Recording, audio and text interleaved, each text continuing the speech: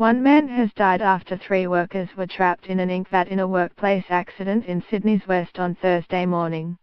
Emergency services were called to DIC Australia, an ink factory in Chisholm Road, Auburn, about 8.50 am, following reports 3 men aged between 30 and 40 were trapped.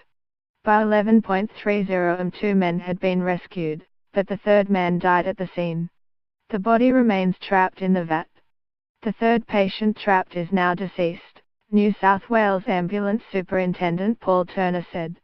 "We did everything we could, this is a tragedy." The workers had been cleaning the large ink vat when they became stuck, Superintendent Turner said. "My understanding is that they were cleaning a vat used for ink, they were in there doing maintenance cleaning and they've become trapped in the vat," he told Fairfax Media. "I believe there's a mixing blade in the vat and that's what they've become trapped on." Ink slush at the bottom of the vat had contributed to making the rescue a complex operation, he said. "It makes it quite difficult to access the patients. Because you're in a really dirty environment, obviously that hampered efforts," he said.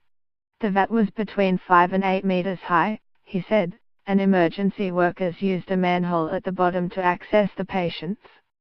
Superintendent Turner said it had been a tough scene for the emergency workers.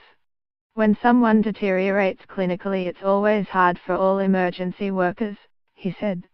"They build rapport with the patient. To have him deteriorate and lose his life can be quite distressing." The 2 other men were taken to hospital with non-critical injuries. The first man was released from the vat and taken to Westmead Hospital with multiple leg fractures in a stable condition, Superintendent Turner said. The second man was released later and sent to Westmead with similar injuries and again in a stable condition.